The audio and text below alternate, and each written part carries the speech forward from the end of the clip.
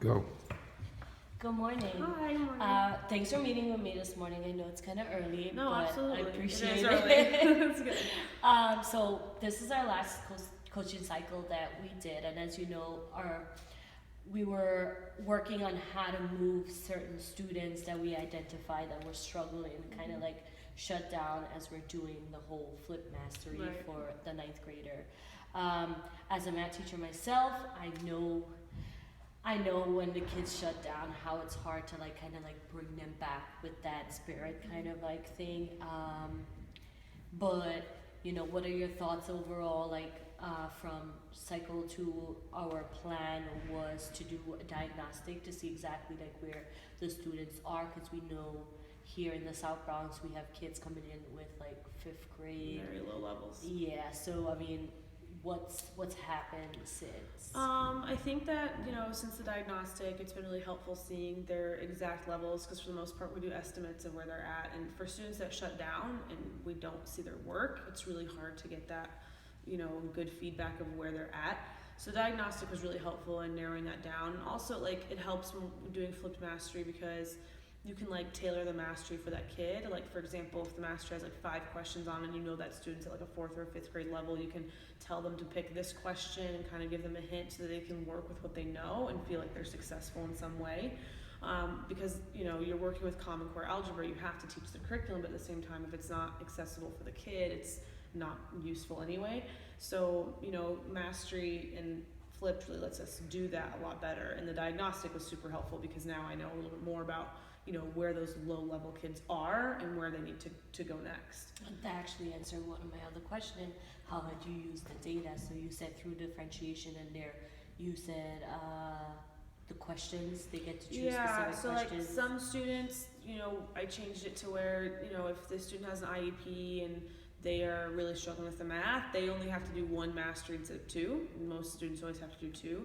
And then additionally, if the student is still really struggling with just that 1 mastery, going through each question with them and maybe give them a hint for a question and ask them questions as they go, not exactly just making them do it completely by themselves, but giving them some of that guidance helps them not feel shut down. Like, okay, I may not know how to do the whole problem, but I can do this part of it. So there's like some success there. And for those really low level learners, like, that's a huge deal in a math class where they've never felt successful. So that's been really great. I know, with that in mind, I know that lesson 10.6, which is what I observed with you, was all about factoring. Very tedious lesson, a combination. As I looked on the website, I saw it's a combination of 2 previous lessons, like combining everything together, like the GCF and the whole stuff. How do you think your lesson went, having done the diagnostic, compared to back in November when we just started? Well, I think the diagnostic really, really helped. However, I don't know if the diagnostic reached that far into that lesson. Like 10.6 is a pretty, we're getting towards the end of the year, and that's a pretty high level task. And some students aren't even up to there yet. Like the 1 students that are there yet, I saw a lot of success because, they're keeping pace, they're keeping up with the curriculum. And now that we've gotten a little bit later and students are now reaching the low levels, I'm starting to see, where those disconnects are. But compared to November, I'm seeing, students understand the process better. In November, the kids were like, what is flip? What do I do? What's the video? And now that's kind of done. They know the process. Now the math is where they're having to really Specifically, those few students that we identified that we did the diagnostic, how has that helped them? That's helped them, especially being able to talk about it with them. Like, hey, we took this diagnostic, here's where you're behind, here's, and being open with them about it has been helpful. Like, I always think it's always good to be real with students and not hide things from them. And if you tell them, like, hey, you're at this level, this is where you need to be, it gives them a lot more to work with. It might be a hard conversation to have, but like, at least they know that, like, okay, well, that's where I'm at, this is where I need to be, and they don't feel like they're behind compared to everyone else. They know that I know, and that I'm trying to work with them to get them to where they need to be. So you would say a positive influence? Yeah, sure, absolutely. I mean, it's been really a great experience. The diagnostic has helped a lot, and I think this year, compared to my other 3 years of teaching, this year has been great in terms of like seeing kids doing math and seeing kids grow. You actually have to see the growth with this program. Was the diagnostic done with you or a math lab? It was done in math lab, but I got to see the results. Okay, so. okay.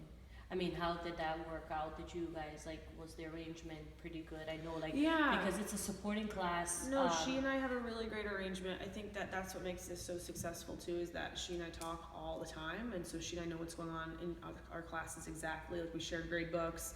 You know, we talk every day about certain students doing certain things and how they are maybe different in my class than in her class, and how we always try and, you know, have conversations with those kids that don't really understand that we're really teaching the same thing. And but it's been really great having her be a support. It's been, You know, I'm happy that it was, you know, you're able to do the diagnostic and work on that.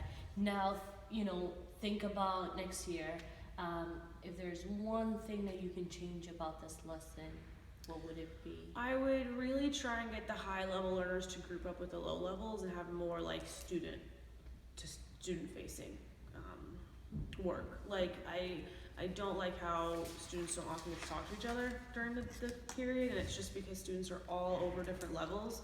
But like, I have some students that are ahead, and like, maybe instead of letting them just keep working ahead and ahead and ahead, say, okay, could today you work with this group and show them what you struggled with and what you learned, you know, and that way it can, you know, the low level learners aren't with me all the time, so they aren't feeling like that way, and the high level learners can get that experience teaching, which also is good for them to, you know, instill the lesson more. That I would have worked on that way more this year if I'd had, you know, the content done, all of this, you know, because flipped takes a lot of, and I know backwards. it's your first year trying, like, Yeah. it's a lot. It's a totally lot of front load. It's a understand. lot of front loading, and like, if I, you know, by the time I've got that all done, I'm like, awesome, that's all done. You don't think about all the little things you can do to tweak it, and that's something with that lesson I would have had, you know, and I could still do that now, which is awesome about flipped, is like, I can still have those high levels work with the low levels if they get far ahead. So it's never, the great thing about it is it's never like, oh, how'd that one lesson go? Oh, it's over, I can't go back to it until next year. The lesson's not really over, there's still students getting to that lesson, so you always get a chance to kind of readdress it. That's kind of like when I did flip last year. I really liked that about it, and then knowing that I did it last year, like this year I was able to, just like you said, tweak certain things, add certain all the videos are messages, done, and then like you just, you know, modify masteries or things like that. Exactly. So that's one, you know, that's one positive thing. Absolutely. It is a lot of It's a lot of front loading, you know, and you're it's exhausting by the time you're done on a weekend getting everything done. You're like, oh, I finally am done, and then it's, oh, no, there's. I started in the middle of a trimester, so I had like sleepless night. Like, you know, some of my videos you heard the play like passing like late in the nights. It was crazy. It's a lot of work. So now, you know, I'm really like, I saw more interaction. I saw when I observed you, like there was numerous ways that you checked for understanding through the lesson. I thought that was like phenomenal because, you know, we know students like, okay, they might not be successful in a test, but there's other way that we can check that they somewhat understand it. I saw doing a mini lesson, you know, students were able to have verbal conversation. Yeah, they could raise their hands, they could talk about it, the mastery and stuff like that. I thought those were numerous ways of, you know, you checking for understanding, which was good. But what do you think, other than the checklist, what do you think that we can work on or that you can do for next time to help, like, especially these kids that we were targeted with the diagnostic? I think that it's good to have those kids in targeted grouping. If I could do targeted grouping, that would be a next step. I think talking with Vasquez about ways we can transfer what they're doing in here with what they're doing in there. And like by that, I mean like if they're working on mastery in here and they don't finish it, sometimes a student will go back to her class and like watch a video instead of finishing the mastery. Ms. Vasquez's class? Yeah. So like making a connection between like staying consistent with the kid between my class and her class would be really helpful. What about something physical? Like I was thinking. Like the progress charts. Oh yeah. Yes. So I'm gonna get those for sure. You know, because I forget often that kids need that like visual because for me it's not important, but I forget you know the kids really like it. So that's something I'm gonna incorporate and getting them to have that. Like similar, like I have those in my classroom. The Algebra 2 ones that I do, and I do have like a few IEP, not a lot of IEP students in my trig classes yet. Like sometimes it's there, and sometimes like I'm grading so many things at the same time, and I'm helping the student. And they're like, "Miss, you forgot to give me my sticker." I was like, "Yes, I did." Like maybe like a little, because I know the checklist. I love like when I was looking at the Mia's checklist. I saw like they were able to check it off, the date they got it done, they grade, and they were like bringing that up to you. That's like a pride prized possession. Actually, like that checklist has become so sacred. It's so, you know, and we don't give these kids credit sometimes because these kids lose things all the time. They lose pens, they lose pencils. But that's one thing. But that checklist, they don't lose that very often. So like I wonder what we can do as teachers to like convince these kids to keep track of their things, because that checklist, they've kept it. Like I know. I've only had like 2 kids lose it, and I mimicked that actually off of yours. I saw that you were able to put the date and the time on we do that. The date and the the grade. and the grade and the signature. I actually took that from your class when I was observing. It's and vital. For my trade. Well, it's really important because if they get a grade in my class and it gets taken over to Ms. Vasquez, she needs to know like how they did on the last one, so she can, Yeah, that's like an awesome idea. It's a way we communicate. As when I was doing observing after the lit, I stayed around and I saw it. I was like, you know what?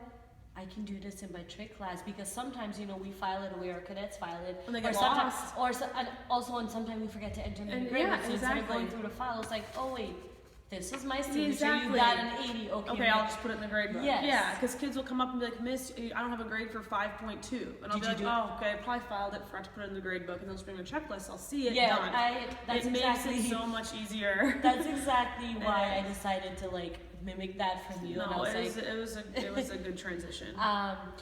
So like I said, the kids in my trade class love it. I'll incorporate that for sure. Kind of switching it a little from the lit, which you read that I had shared with you. At one point in time, there was a student, I'm not sure of his name. He came in late and kind of sat in the front, and you didn't really acknowledge him. Was it spitefully, or did you know? It was not all spiteful. I know when that kid came in, and I forget what his name was now. It's been so long ago since we did the lit. But what had happened, it was earlier in the block. It had been like 30 minutes in the block, and I left the room for a minute to go to the bathroom, and I think that you were covering me for like 5 minutes. I went to the bathroom, and as I was going to the bathroom, I saw him in the hallway, and I said, "You're supposed to be in my class right now." He's like, "Oh, it was Angel. It was Angel Claudio. It was Angel." And I was like, "Angel, you're supposed to be in my class right now." He's like, "Yeah, I know." And I'm like, "Well, why aren't you there?" And he's like, he just came up with a couple reasons for whatever. And I was like, "Okay, well, I need to see you in my class." Then I came back to the class, and he showed up like 30 minutes later. And he walked in. It was towards the end of the period, and I didn't acknowledge it because I'd already acknowledged it in the hallway. And like, I didn't want to give him attention because go back and forth. I didn't want to start like an argument. I didn't want to go back and forth. I didn't want to do that in front of the kids. And a lot of the students noticed. Like, he came in pretty quietly. Yeah, it took me a while. I was like, wait, where did he come from? Yeah, and I was like, is he in this class? And I didn't want to get the kids distracted by noticing a kid coming in that late. So I just kind of let it. I didn't even see him the first time I came in. And I did the first cycle. Oh, he doesn't come. He's not here very often. I wonder he has how a tendency of cutting, and I've called home about it. And I get the usual from the parent. Oh, I'll talk to him, but kids are gonna cut classes if they cut classes, and he and I have a pretty good relationship. So that's why I didn't acknowledge it. I wonder how he is with his other classes. That's a good question. That's a good question. I should look into that. But I think he has attendance issues in general because he's absent a lot on my roster. He's absent a lot in. I see him in 6th period, and also I had him. He got transferred to that class. I had him at the 3rd period. He was absent a lot in 3rd period too. So I think something's going on with his attendance. Okay. Is there anything else that you need help? I know my cycle is over, but I mean, is there anything else that you need help? Just please reach out to me. Regents planning. Yes. Because Regents is coming up in 3 weeks, and I need some support in that. When we start into Regents planning, so we can meet about that. And we can touch bases on that. I think it's June 16th. Yeah, the date of the test is the 16th. Yeah, so I just want to say again, thank you so much for giving me this opportunity. No, thank you. It's been really great. It's been fun to work with you, and I know like how difficult it is. Like getting those diagnostic instead of working on mastery, but I can see like the growth because you modify a lot of the kids, and then from the second lit, I wasn't able to do the cycle was 3, but I ended up switching. So I wasn't able to see like the 3rd one because I would have loved to see like how those kids would progress because I saw like they were more actively involved and working. So, I applaud you for, using those data and tailoring it to those students. So, I just want to say thank you for giving me this opportunity. No, thank you. This was great. We had a good time. It was good. My auto lights just went off in the room. was wondering what happened. The, the sensor's over there, so it doesn't. If you're sitting here for too long, it'll auto switch off. All right. Well, again, Carly, thank you so much, and I appreciate it. Yeah, good.